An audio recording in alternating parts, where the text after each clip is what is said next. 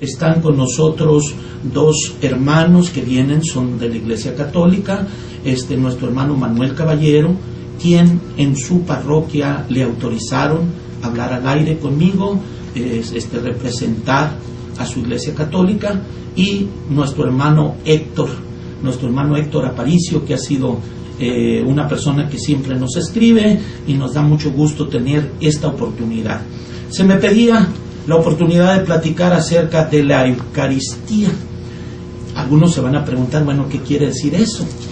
Algunos aún de la Iglesia Católica, entonces les va a servir para, Manuel, les va a servir para unos y para otros, ¿verdad? Porque sí hay personas que no están conscientes de su propia iglesia. En un momento el hermano Héctor me decía que le gustaría mucho esta plática porque hay a veces ignorancia en algunas personas, y pues la ignorancia siempre trae error, ¿verdad? Entonces estamos en esto. El tema que vamos a tratar el día de hoy es la Eucaristía. Primero le doy un saludo a nuestros invitados. Manuel Caballero.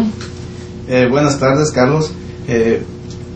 Un saludo a toda la audiencia, a todos nuestros hermanos en Cristo, sean de la denominación que sean. Todos tenemos algo en común, que creemos en Cristo como nuestro Rey, nuestro Salvador, nuestro Mesías. Y un saludo a todos. También nuestro hermano Héctor Aparicio, que pues es una oportunidad para mí conocerlo el día de ayer en persona, nada más por teléfono lo conocía. Héctor, bienvenido a este programa. Buenas tardes, hermano. Muchas gracias por la invitación, por haber aceptado nuestra propuesta, y gracias a Dios más que nada por permitirnos estarnos aquí. Esperamos que esta plática sea para el bien de muchos hermanos que desconocen lo que la Santa Iglesia Católica enseña. Nos esforzaremos por darle nuestra mejor enseñanza. Queremos decirles primeramente que nosotros queremos, con todo respeto, como debe de ser para todas las personas, el respeto para nuestros hermanos invitados. No fueron invitados para otra cosa, sino que expongan las diferencias de entendimiento. Usted es el juez, usted es el que va a escuchar y va a decir. El tema es la Eucaristía, y aunque pues me pedían que si nos íbamos directo a la presencia de Cristo en la hostia, o sea, algo así como la transustanciación, decía, pero vámonos paso a paso para poder ir analizando todas las cosas y llegar hasta ese punto. La palabra Eucaristía. Primero quiero hacerle una pregunta, porque tengo algunos libros y me interesa mucho. Hermano Manuel, ¿qué quiere decir la palabra nihil obstat o imprimatur en un libro? Es la autorización que da, ya es una autoridad eclesiástica para que se pueda imprimir precisamente. O sea, es un aval, es un sello que avala que ese libro. Por ejemplo, mi Biblia católica tiene el nihil obstat y el imprimatur, y ahí dice quién es el que lo dio. Porque voy a tomar algunas cosas de la Enciclopedia Católica y tiene el nihil obstat, pero quería decirlo por si al rato alguna de las cosas que dice la Enciclopedia, oye, pero eso no está bien. Al estar autorizado y con el imprimatur quiere decir que son libros autorizados. ¿Qué quiere decir para usted la palabra Eucaristía, hermano Manuel? Eucaristía viene del griego. El griego es acción de gracias. Es cuando Jesús está en la última cena, en Pascua, es cuando Él toma el pan, da gracias. Entonces eso es lo que quiere decir, acción de gracias, el hecho de dar gracias. Muy bien, estamos de acuerdo en que la palabra quiere decir Eucaristía y quiere decir acción de gracias o dar gracias. Le voy a hacer otra pregunta. ¿La palabra Eucaristía únicamente se usó en la cena del Señor o se usa también cuando una persona va a comer? Cuando uno come, siempre da gracias. Dice la palabra de Dios, dad gracias siempre y en todo momento, en todo lugar. Eclesialmente, nosotros usamos Eucaristía porque es la rememoración de la acción de gracias que dio Jesús al Padre. Entonces, en la Iglesia Católica, la Eucaristía significa esa acción de gracias que damos cada domingo o cada día en la misa.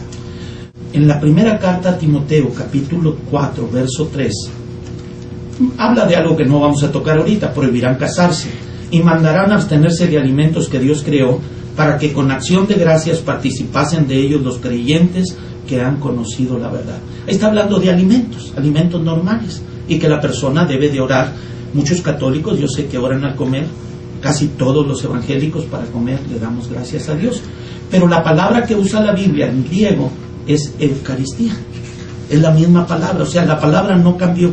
La acción de gracias, cada vez que vamos a decir acción de gracias, es la palabra Eucaristía. Entonces yo puedo decir, yo tomé la Eucaristía cuando di gracias y comí. Pero quiero aclarar una cosa. ¿En qué idioma dijo que era Eucaristía? Eucaristía está en griego koiné. Ok. ¿Cristo hablaba griego? Cristo hablaba arameo. ¿Sí? Cuando se hizo la escritura de la Biblia, cuando los escritores sagrados la pasaron en los años 70, la versión de los 70, la tradujeron al griego, porque el griego era el mundo, en ese entonces como ahorita que está dominando Estados Unidos, que se habla inglés en todo el mundo. Entonces, el griego era el idioma que se hablaba en todo el mundo, por eso la versión de los 70 lo traduce y lo pone en griego. Entonces la Iglesia Católica no tomó la palabra que usó Cristo, sino utilizó la palabra que los 70 cambiaron al griego. ¿Por qué no se cambia a español? Por ejemplo, yo creo que hay muchas palabras en hebreo, en griego, y luego se utilizan ya aquí en el idioma español. ¿Cuál sería la razón de dejarla en griego si ni Cristo nunca la usó en griego? ¿Cuál sería la razón? En realidad la palabra Eucaristía es como muchas otras palabras que se usan. Se toma de un idioma y ya se vuelve del otro idioma. Por ejemplo, tenemos el OK, que actualmente ya se está aceptando en todo el mundo como algo correcto, aunque no está dentro de los orígenes del español. Así el inglés tiene muchos otros. Entonces la palabra Eucaristía es una castellanización de la palabra griega, y sí es correcto, está en la Real Academia de la Lengua Española. Bueno, de que ya ahora en los últimos años, por el uso de la Iglesia Católica, le quieran dar esa connotación, no quiere decir que la traducción, y en español existe, es acción de gracias.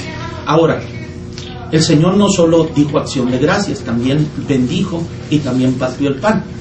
Ahora, vamos a ver si a ese acto especial la Iglesia Católica siempre le llamó Eucaristía. Hermano, ¿desde cuándo se empieza a llamar Eucaristía? Yo tengo aquí datos de libros católicos que nos dicen desde cuándo se empezó a usar. ¿Desde qué tiempo se empezó a usar la palabra Eucaristía?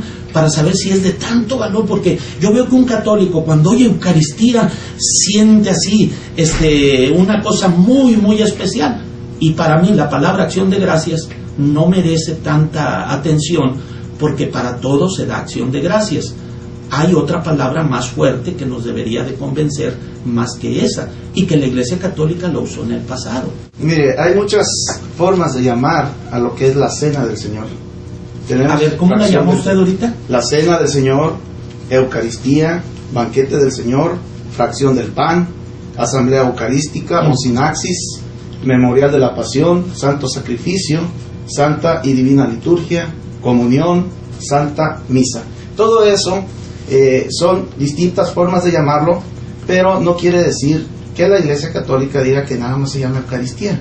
Todos esos nombres son válidos. O sea, cuando la Iglesia, la luz del mundo, dice nosotros elevamos la Cena del Señor, decimos que es santo, santísima, porque es algo muy valioso, pero digo, hacemos mal en usar ese nombre. Todavía no estoy diciendo que me acepten la forma en que lo hacemos nosotros, pero digo, la palabra Santa Cena o Cena del Señor para referirse a ese acto, ¿estaría correcta de acuerdo a su pensamiento? Bueno, aquí ya entran algunos otros elementos. Por ejemplo, nosotros hacemos la rememoración, perdón por el memorial. Hacemos el memorial de la Cena del Señor que nos llegó a través de los apóstoles. Entonces, por eso digo que ahí hay otros elementos. Sí, pero ahorita estamos nada más del nombre. Ahorita vamos a seguirle. Pero ahorita estamos, si el nombre Eucaristía haría que la Iglesia, la luz del mundo, que le llama Cena del Señor, quedara con un nombre impropio. ¿Es un nombre bíblico, Cena del Señor? Es un nombre bíblico, y aquí hay otra connotación también. La Eucaristía, la Cena del Señor, la fracción del pan, es un sacramento instituido por Jesucristo y que les deja a sus apóstoles. En Lucas 22, 19, versículo 19, lo podemos ver, en donde dice, hagan esto en memoria mía. Y si vemos, no se lo dice a todas las personas, claro, se lo dice solamente a los apóstoles que están ahí con él. Bueno, entonces, no solo a los que están con él, después Pablo también lo tiene eso, así que no es nada más a los que, sino a los que sean apóstoles les dio esa orden. Sí, los apóstoles posteriormente se lo transmiten a quienes ellos escogen. El apóstol Pablo no fue por transmisión de ellos, vino directamente. Yo recibí del Señor lo que os he enseñado, que la noche que fue entregado tomó pan y lo partió. Muy bien. Lo recibe directo. Muy bien. En Hechos de los Apóstoles encontramos cómo San Pablo sube a Jerusalén, dice él mismo, a recibir la enseñanza de Pedro y los apóstoles. Entonces allí él coteja lo que él está predicando y recibe una enseñanza de los apóstoles. Pásenme mi Biblia, sí, por favor. ¿Dónde quedó? No está aquí mi... acá está. Permítame mostrarle, es que cada cosita que vamos hablando hay que irla apoyando. Entonces, cuando usted me está diciendo que el apóstol Pablo subió a Jerusalén para que los apóstoles anteriores le enseñaran, él, mire lo que dice. Vamos a ver allí en Gálatas rápidamente, y le suplico que lo vea si quiere en su Biblia para que no vaya a haber alguna confusión. En Gálatas, en el capítulo 1, y nos dice el apóstol Pablo, verso 11, para que vea que esto que acaba de decir no es preciso. Mas os hago saber, hermanos, es Gálatas 1:11, que el evangelio anunciado por mí no es según hombre, pues yo no lo recibí ni lo aprendí de hombre alguno, sino por revelación de Jesucristo. Porque ya habéis oído de mi conducta en otro tiempo en el judaísmo, que perseguía sobremanera a la iglesia de Dios y la asolaba. Y en el judaísmo aventajaba a los contemporáneos de mi nación, siendo más celoso que ellos en las tradiciones. Entonces nos está diciendo en el verso 17, ni subí a Jerusalén a los que eran apóstoles antes que yo, sino que fui a Arabia y volví de nuevo a Damasco. Después de 3 años ya fue con ellos, pero él ya había recibido la revelación de parte de Dios. Yo recibí del Señor, no dice Pedro. En efecto, Pablo... Entonces reconoce que hubo una imprecisión. No, permítame, antes de eso. En efecto, Pablo se va al desierto de Arabia, después de que Ananías le impone las manos. ¿Sí? Después de que se le caen las escamas y puede ver la verdad. Apóstol, ¿verdad?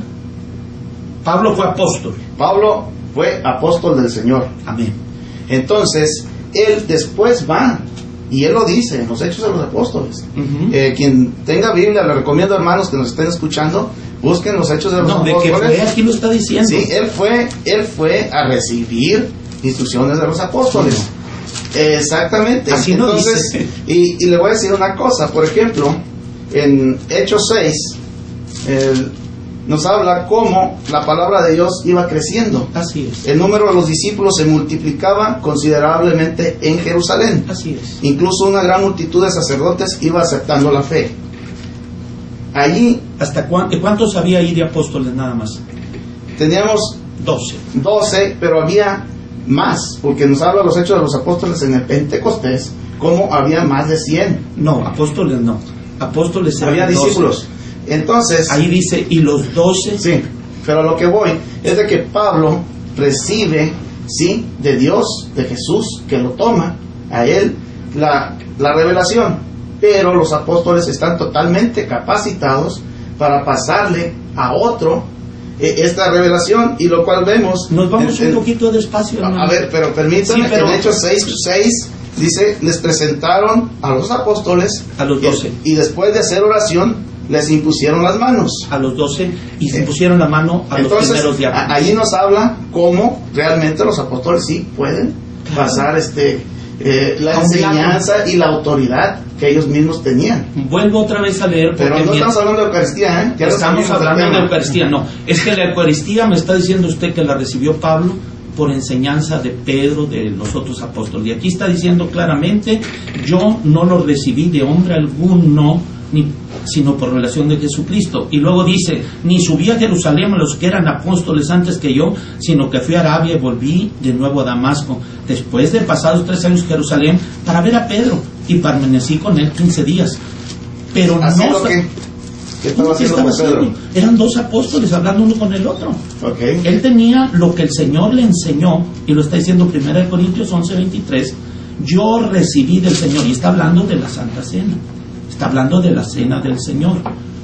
Él no le llama Eucaristía, porque la acción de gracias es solo una parte de lo que sucedió el día que Cristo estaba tomando esa cena, una parte pequeña, porque además de eso hubo la eulogía, que es la bendición, y además de eso hubo el fraccionamiento o el partimiento de pan. Estoy hablando en un idioma que usted me entienda.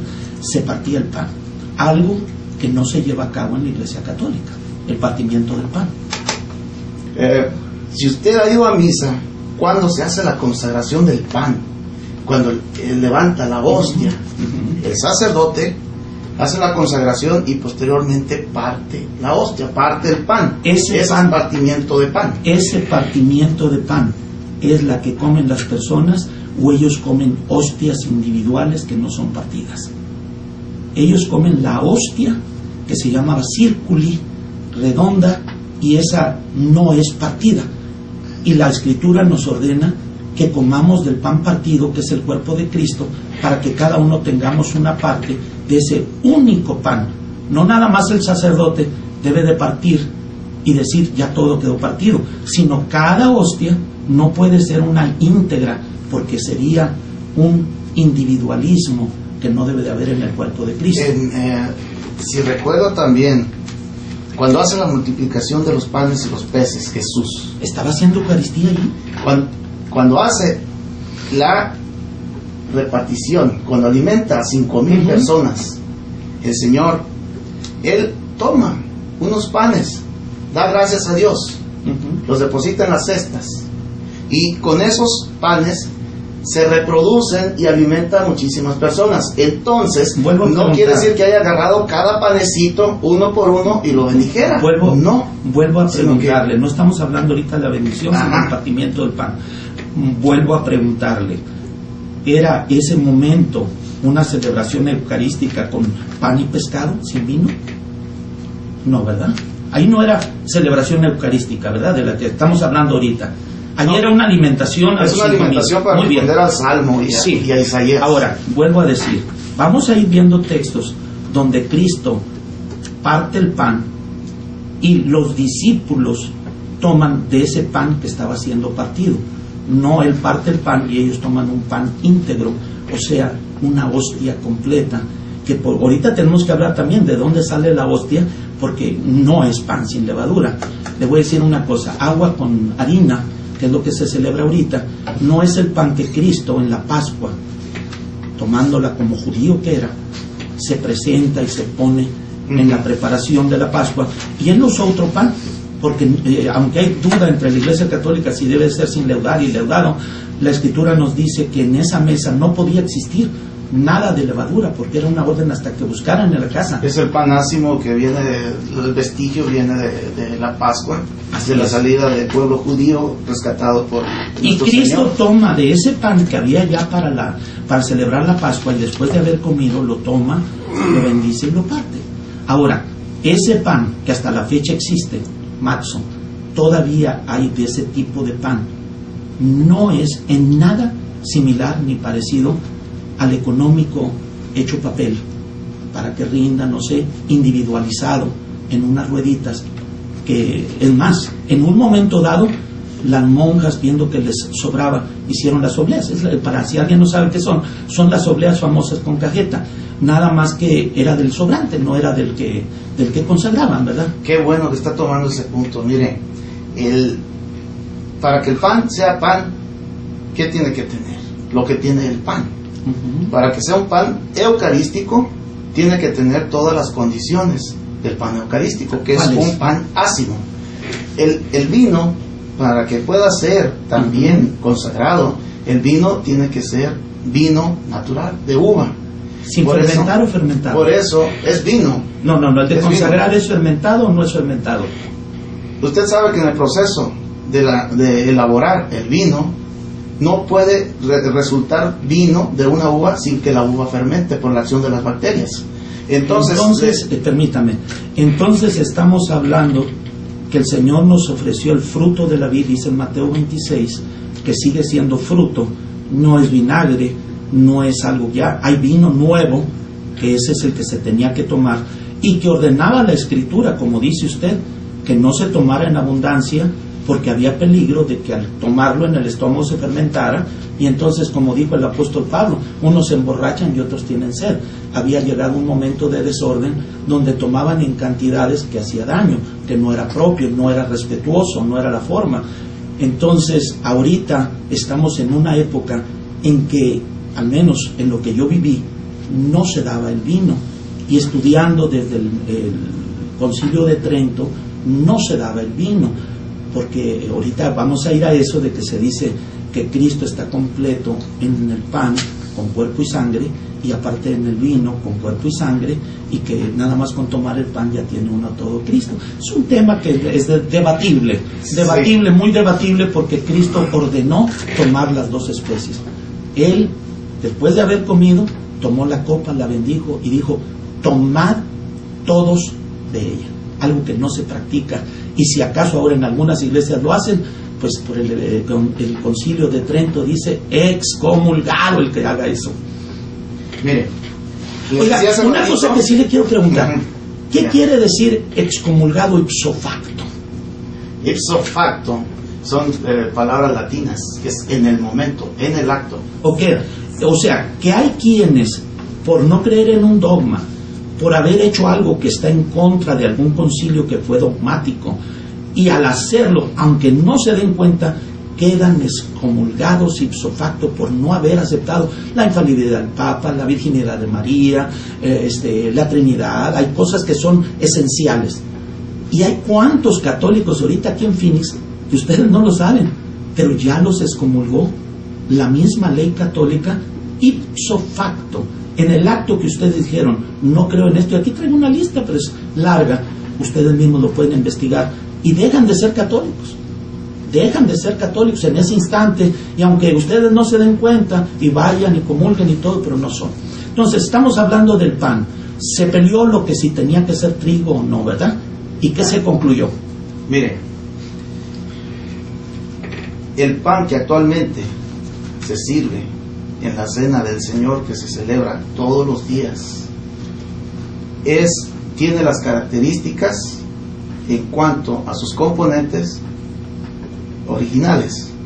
Esto, la iglesia es muy cuidadosa, por eso le decía que me daba gusto que hubiera dicho eso, que nos hubiera preguntado, pero la iglesia es muy cuidadosa y realmente tiene congregaciones de hermanas religiosas que se dedican a eso. No es cualquier pan, no es cualquier vino. Tiene mucho cuidado la iglesia católica. Bueno, si la iglesia católica tuvo tal cuidado a conservar que fuera trigo y que con agua se formara ese pan, ¿por qué no tuvo el cuidado de conservar el pan como Cristo lo usó? O sea, el que usan los judíos, que es el pan que usaba Cristo. El pan ácimo llevaba aceite, llevaba otras cosas, no nada más era agua con harina. El pan que está haciendo aquí, yo lo veo más bien como una economía de abstenerse y más fácil de transportar, más fácil de que no se eche a perder. Entonces se hacen multitudes en cantidades, como dice usted, por un grupo de hermanitas o hermanas, monjas, que ellas están dedicadas a eso.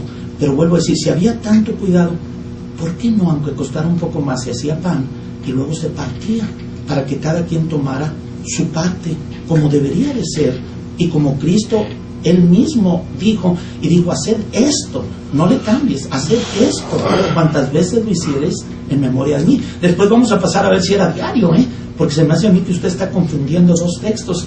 Y vamos a ver Hechos de los Apóstoles, donde dice que acudían diariamente a la enseñanza de los apóstoles y a la fracción del pan. Vamos a ver, vamos a ver si dice que diariamente acudían. Okay. Hay dos textos, uno donde es el día del Señor, que es el día primero de la semana, que es el día domingo, no sábado. Ese es el día del Señor, porque el día del Señor es de Domini Dei, es el día que resucita nuestro Señor, que es levantado de la muerte. Así le puso la Iglesia Católica. Y ese es el día. Sí, porque de acuerdo al judaísmo era primer día de la semana. Sí, entonces ahí viene a cambiar eso porque pues ya no era la antigua alianza. Hechos 2, 43, 42, uno antes. ¿Y qué dice? Se mantenían constantes en la enseñanza de los apóstoles, en la comunión, en la fracción del pan y en las oraciones. Palabra de Dios. Te alabamos, Eso, Señor. Qué bonito, y me ha gustado mucho en la Iglesia Católica que aunque consideran la tradición y la Biblia iguales, a la Biblia le dicen palabra de Dios. Me da mucho gusto que respeten este sagrado libro.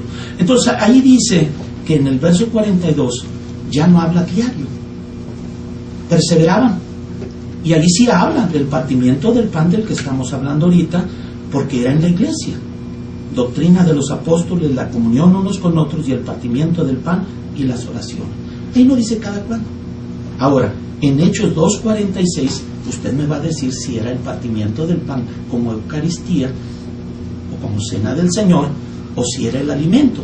Y perseverando unánimes cada día en el templo, estaban en el templo todos los días, y partiendo el pan por las casas, comían juntos con alegría y sencillez de corazón. Aquí ya no estamos hablando del partimiento de la cena del Señor, sino de la comunión que había entre ellos, que todas las cosas las tenían en común. Y ya en las casas, que está prohibido por el Concilio de Trento hacerlo en las casas, tiene que ser... Pero en ese tiempo no, por necesidad. No. Lo tenían que hacer en las casas por la persecución, usted lo sabe. Le puedo demostrar que ya en esta época estaban en el templo. En esta época, lo vuelvo a decir, léalo como dice, porque usted está diciendo que no estaban en el templo. Vuelvo a leérselo. Y perseverando unánimes cada día en el templo. ¿En dónde estaban todos los días? Acudían diariamente al templo, Okay, a hacer las oraciones. Y luego, por las casas. En las casas partían el pan, porque así lo hacían. No podían ir al templo, que todavía estaba gobernado por los judíos. Pero no si podían ir a hacer la cena del templo. Señor. No, hacer la cena del Señor.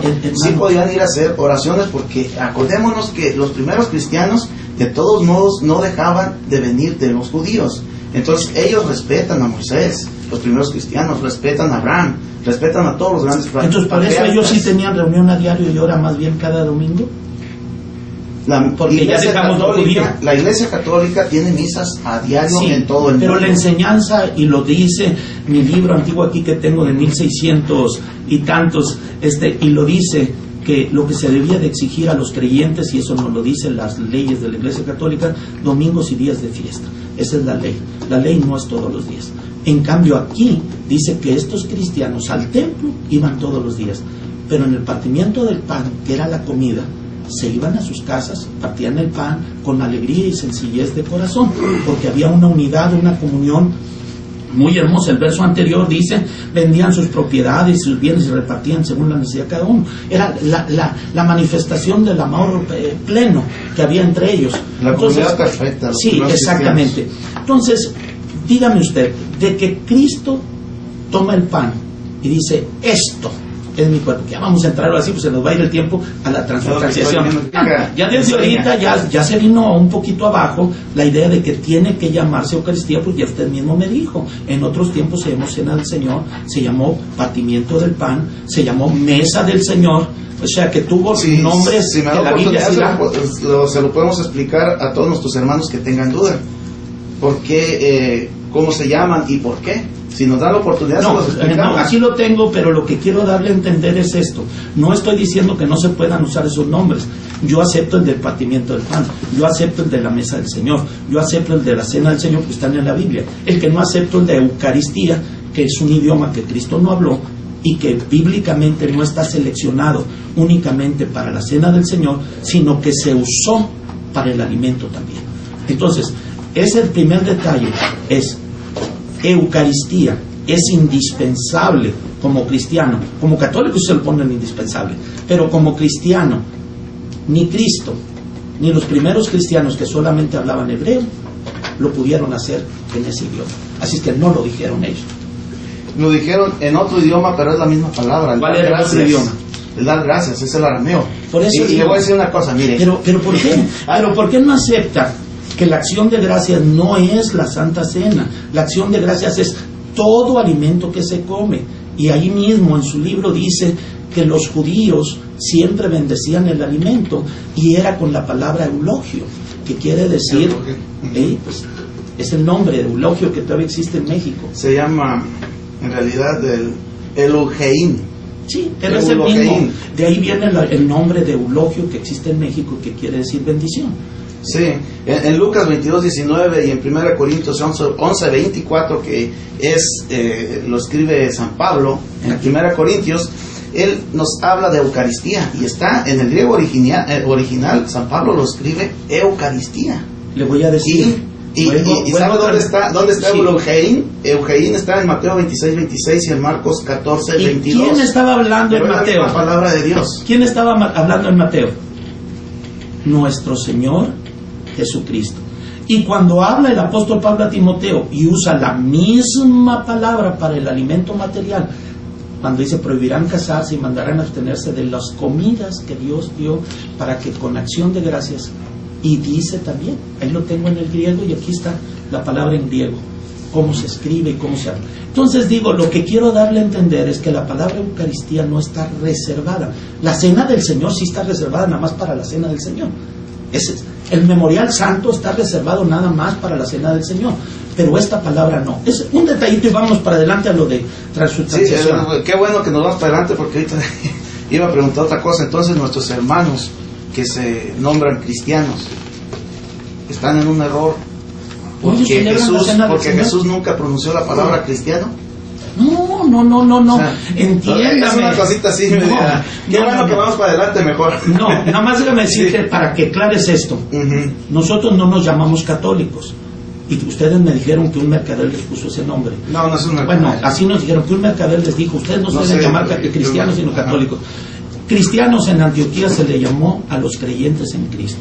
Así como maometanos a los creyentes en Mahoma, y así como bajáis los creyentes en Bajaulá, a nosotros se nos llamó cristianos por creer en Cristo y se nos sigue llamando hasta el día de hoy.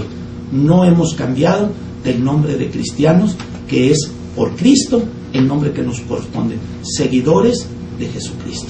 Era peyorativo cuando lo dijeron al principio, era para humillarlos, ¿verdad? Los seguidores del camino, se decían ellos, ¿no? Pues sí, pero estamos hablando que sí se les llamó cristianos bíblicamente. Entonces nos vamos a lo de la presencia del Señor. Vamos a ver presencia real. La presencia real del Señor, que vendría a ser, si Cristo, como dijo San Agustín, si Cristo se convierte en pan o si el pan se convierte en Cristo, dijo San Agustín, queriendo describir lo que sucede en la Eucaristía, pone en boca de Jesús las siguientes palabras: tú no me vas a convertir en ti, como sucede con la comida corporal, sino más bien tú te convertirás en mí.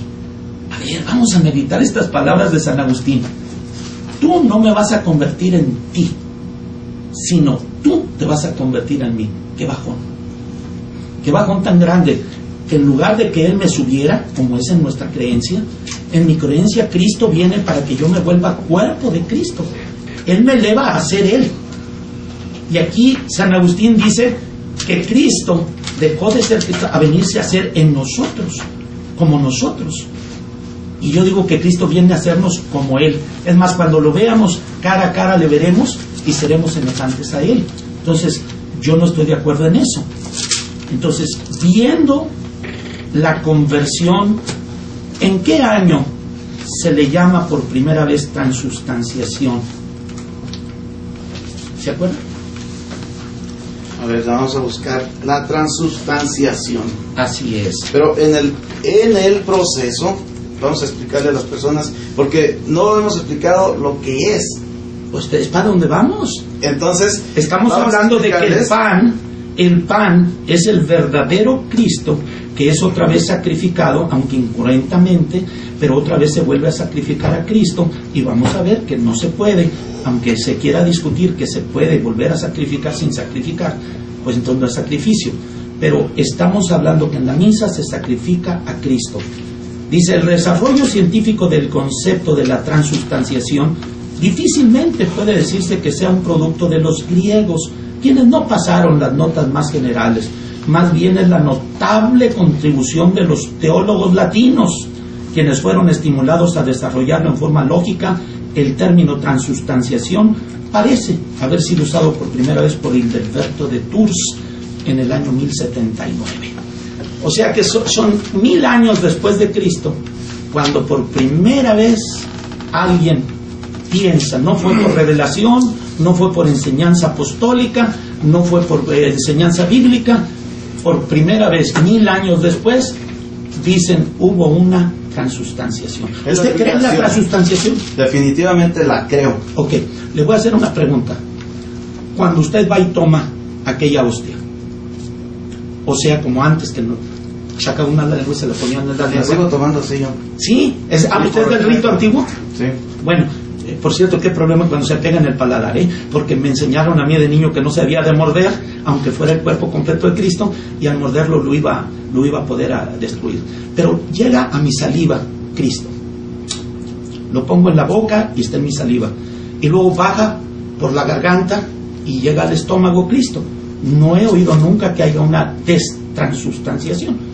Llega al estómago y los ácidos caen sobre Cristo, y luego, discúlpeme, con todo el respeto que me merece, dijo Cristo que lo que entra por la boca va al estómago y de ahí a la letrina. No es lo que entra al corazón. Lo de la boca no contamina ni santifica. Por la boca entra al estómago y va a la letrina. Usted me está diciendo que eso es lo que usted cree. Yo creo que Cristo sí viene a mi corazón, y vive en mi corazón, pero vamos a ver cómo. Nos está explicando usted un proceso biológico, lo cual, y aquí estamos hablando de algo espiritual y algo físico también. Bueno, vamos a lo físico. Sí, pero hace un momentito usted decía que en la misa nosotros sacrificamos a Cristo cada vez, lo cual no es correcto. Nosotros no sacrificamos a Cristo. ¿Qué quiere decir vez. hostia? Cada vez, no, mire. ¿Qué quiere decir hostia? Sí, vamos a hacer una cosa. Hacemos el memorial de ese sacrificio, porque es un mandato de Jesús. Vuelvo a preguntarle, ¿qué quiere decir hostia? No, pues dígamelo usted. Víctima o sacrificio. Sí, es sacrificio. Ok, pero no es sacrificio. No. Le llaman sacrificio, pero no es sacrificio. El sacerdote levanta la hostia y hace la cruz porque está sacrificando una vez a Cristo. Y hay de aquel, dice el Concilio de Trento, que diga que no es un sacrificio, aunque sea incruento, porque tiene que ser una propiciación. Es una Ahí dice, cualquiera que diga que es un recuerdo, no dice, cualquiera que diga que es un recuerdo, porque usted mismo dice que se convirtió en pan, Cristo. Ahí en el momento de la consagración, oiga, realmente ¿Cristo se convirtió en pan o el pan se convirtió en Cristo? Bueno, no, porque así pensaba San Agustín, no sé, quiero... Ajá. Mire, este misterio de la transubstanciación que se hace tan difícil de comprender. A mí no se me hace difícil. Pero bueno, tal vez no se me hace correcto. Que estén escuchándolo, a lo mejor no lo entienden.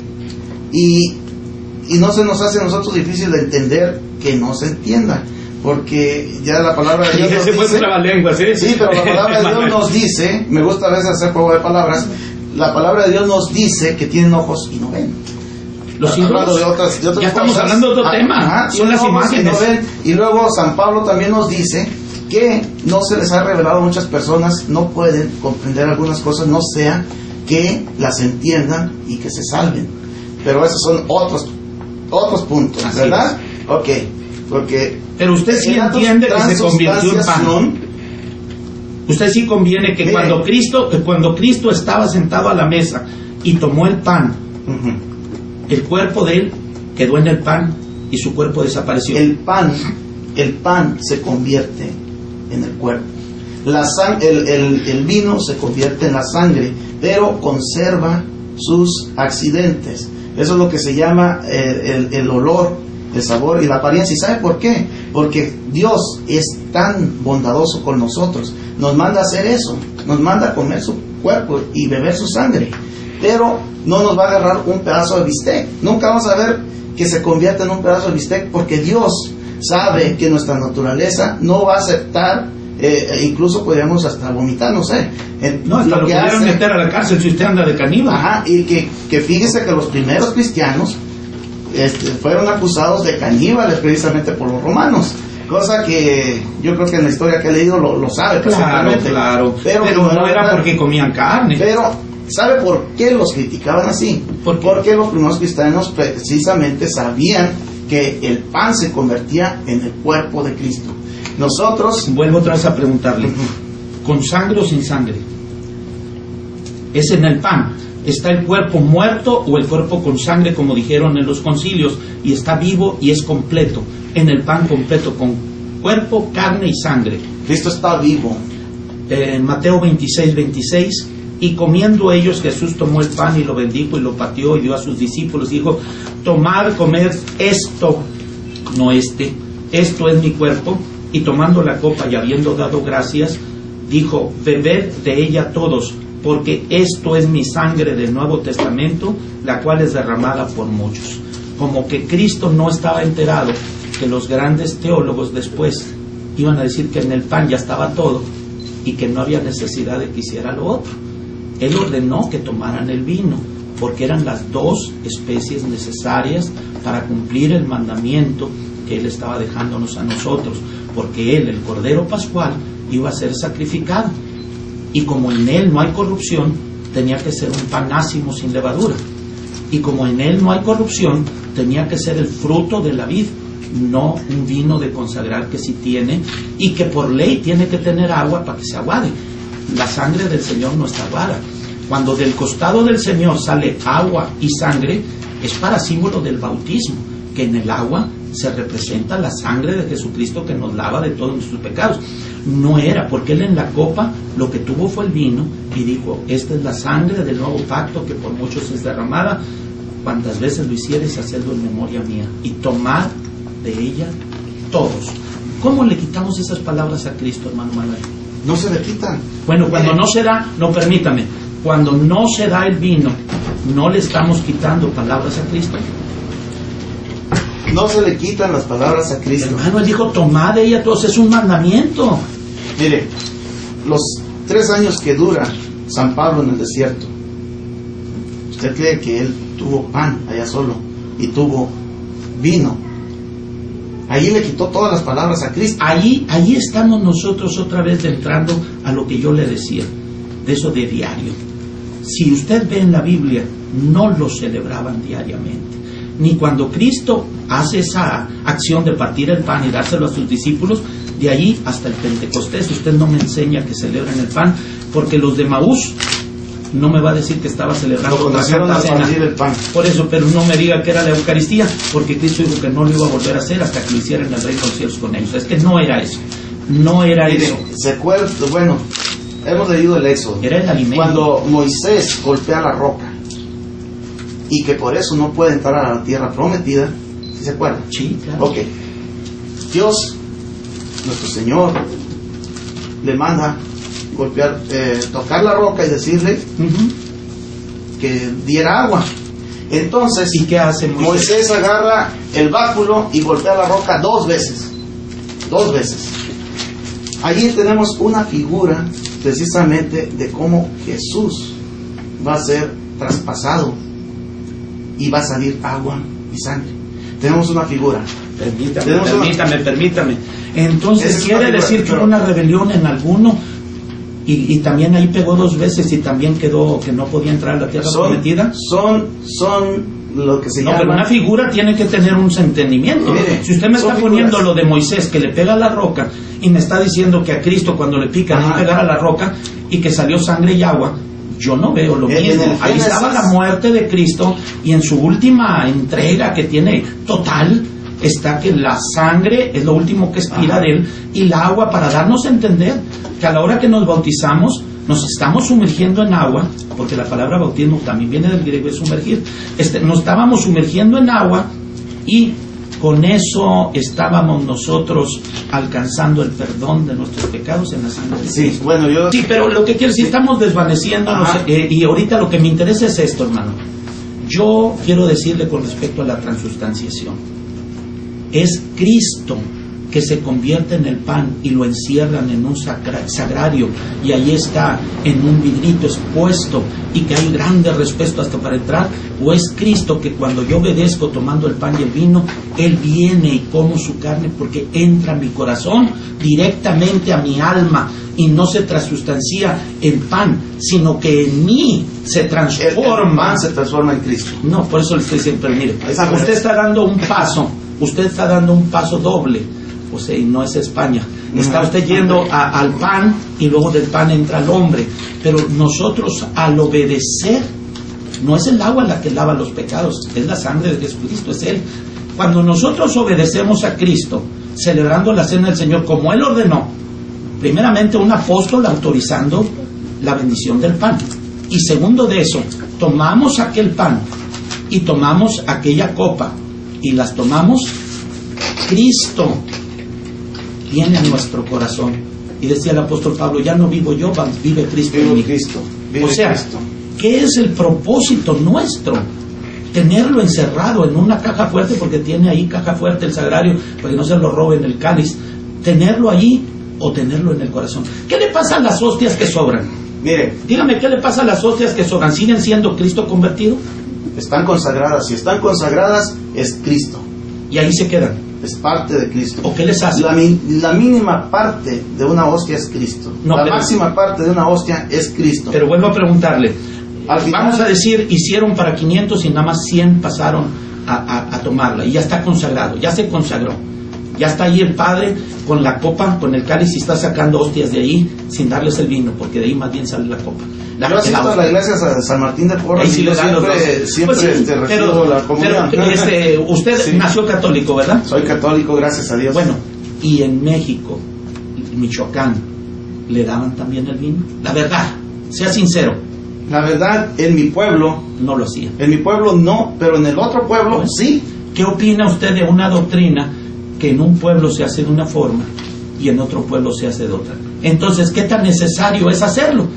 Mire, si estamos hablando aquí de la importancia tan grande que tiene celebrar la cena del Señor, y usted me dice que en un pueblo sí se hacía y en otro no, y en Monterrey donde yo viví no se hacía, y en el Concilio de Trento en 1600 decían que cualquiera que lo hiciera y pidiera el cáliz estaba excomulgado, y en este libro antiguo que tengo aquí nos dice las 4 peticiones que tenían en esa época. No lo voy a abrir, de memoria se lo digo. Tenían 4 peticiones los bohemios. ¿Sabe quiénes son los bohemios? Los de la tierra del Joseph Ratzinger, del nuevo papa. Sí, de Alemania, de Bohemia. Exacto, de Bohemia, de Benedicto XVI, Benedicto XVI. Muy bien. Pues ellos decían que se quitara la prostitución como una cosa que era para evitar un mal mayor, lo tenían permitido. La segunda cosa era que la palabra de Dios se pudiera predicar libremente, porque no se permitía leer la Biblia, que ahorita gracias a Dios ustedes ya pueden hacerlo, pero siempre por muchos no. En la Iglesia Católica es otra cosa. No. Yo he estado en Roma y es más, en todas las librerías, por ejemplo, Tutti Libri, son 5 pisos y no había una sola Biblia porque el italiano está enseñando que no debe leer la Biblia. Ahora ya empiezan a leerla. Y la otra era el cáliz. Pedían los bohemios que les dejaran tomar también el vino, como era el mandato de Cristo, y dijeron que eran herejes y los condenaron por herejes. Oiga, Señor del cielo, por hacer lo que Cristo mandó, los vamos a llamar herejes. Le decía ayer, ¿se acuerda que le decía que íbamos a tener momento? Ya se nos va a terminar el tiempo. Es más, cuando tengamos tiempo, porque ahorita yo voy a andar fuera, le seguimos. Mire, pero estoy en la mejor disposición. Vamos a hacer una cosa. Yo quiero preguntarle a todo el público, a los hermanos que están aquí presentes, a mi hermano Héctor, a usted, si ustedes creen, hermanos, que Cristo miente, si ustedes creen que Cristo dice mentiras, o que Cristo tiene 2 palabras, dice una cosa y luego se desdice. Yo creo que si son verdaderos cristianos, van a decir que no. Claro. Cristo no miente. Si Él dijo que beban todos, lo tenemos que hacer. Ok, entonces, ¿creen que Cristo tiene el poder para hacer lo que ha dicho? Venir a morar en nuestros corazones, claro que sí. Cristo tiene el poder. Cristo no miente. Entonces, si vamos a la Biblia, en Juan 6 del 25 al 26, o algunos se puede leer desde el 23, nos dice: yo soy el pan vivo, bajado del cielo, vivo. Quien come de este pan vivirá para siempre, y el pan que voy a dar es mi carne, por la vida del mundo. Amén. Mi carne es verdadera comida, mi sangre verdadera bebida, verdadera. El que come mi carne y bebe mi sangre tiene vida eterna. ¿Cuáles dos Cristo cosas? lo está afirmando. El que come, ¿Y qué? sí, mi carne y mi sangre. Entonces, Sí. ¿y cuando en su pueblo no se la daban? Yo no conozco ningún católico que nunca en su vida haya tomado nunca el vino. No, tiene que ser junto Entonces, en la misma memorial. No puede ser que yo en mi vida tome una vez Ajá. el vino porque está caro Pues, y no les quiero dar a los ya feligreses. estamos claros que Cristo no miente y que nos dice que el pan es su verdadero cuerpo. Y bueno, si vemos si el gusta hacer griego nomás koiné, la conclusión, porque quedan sí, 3 ya la minutos conclusión, y ok. tengo que también redondear Ok. el programa. En Juan 6, ya del versículo 54 en adelante, vemos que se usa el griego koiné en la versión. Hasta el versículo 54 el Señor habla del que se lo come como ingerir un alimento, gofaje. Hasta ahí. Mordidas. No, antes. Gofaje es ingerirlo, Ok. tragarlo. Y el de mordidas, El ¿cómo que se llama? come, pero a partir de este versículo, cuando más es atacado el Señor, cuando los judíos empiezan a decirle: este hombre está loco, ¿cómo nos puede dar su carne ¿Cómo y se su dice? sangre? ¿Cómo se dice el de morder? Se dice ojotrón, ojotrogón, depende de la pronunciación, Oh, pues. otrogón, ¿ok? Y eso es morderlo. Ajá, aquí él cambia el verbo, ya no sigue usando el otro. ¿Por qué? Porque él quiere Hermanos reafirmar lo que está católicos, diciendo. ahorita les están diciendo que la hostia se debe de morder. A mordidas. No es cierto de Cristo, chuparla. a ver, hay una cosa aquí. Esa es una contradicción a lo que siempre Mire, hemos oído. no hay ninguna contradicción. Aquí a él lo están atacando los judíos y después unos de sus discípulos.